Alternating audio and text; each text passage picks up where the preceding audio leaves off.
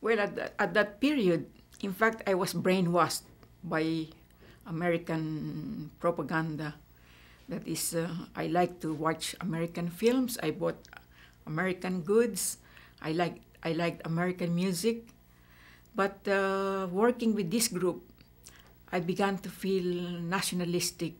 That is, with this Philippine Youth Congress, my eyes were open to the way we were being, especially the youth, were being brainwashed by everything American.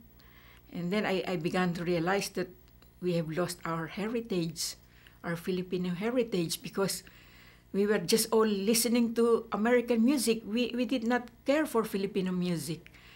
And we thought very lowly of the Filipino films we saw. We always want to watch American films. And then I began to notice that the government of President Quezon was not all that I want it to be. At the beginning, I worshipped President Quezon because he was always presented very favorably in the Philippine press.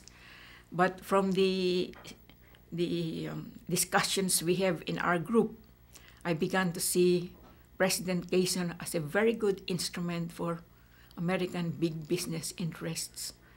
I began to see things differently.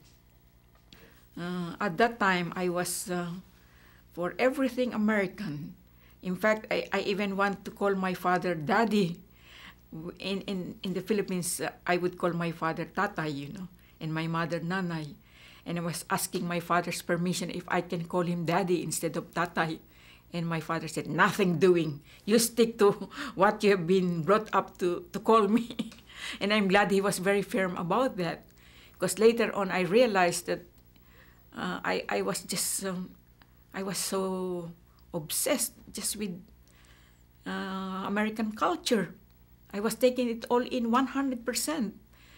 And it was at this period when I was a member of the Philippine Youth Congress that I was relearning things about my own country and about myself. What was very crucial in my development was I found out that some of my colleagues were members of the Communist Party of the Philippines, and they gave me a lot of literature to read. I didn't know anything about communism. In fact, I was very anti-communist.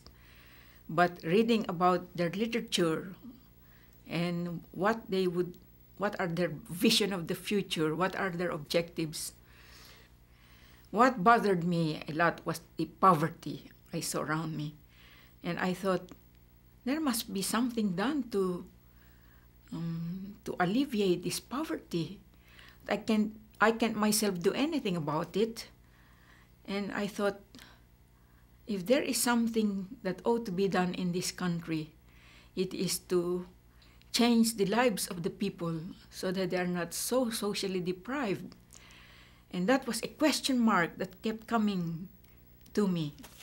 And when I read literature given to me by my friends, especially a book called Political Economy, right there, I saw how, in that book, I saw how workers were being exploited by their employers and how peasants were being exploited by landlords. And the only alternative to changing the lot of the peasant and the worker is to bring about a system called socialism. And that to me had a very great impact. In the first place, land will be given to the peasants. And with the industrialization of the Philippines, workers will have a better deal at first, and later on, there will be no more unemployment. That's how I read it. There was no unemployment at that time in the Soviet Union, for instance. That's what Hewlett Johnson explained in his book. That the country would really be, the rights of the people would be respected, because I saw the rights of people trampled here and there, you know. And there will be some sort of prosperity, not not abundance in the sense that people can live extravagant lives, but people can live decent lives, and they would be entitled to some degree of social security. And to me, this seems to be the right answer to my question, the question that was bothering me.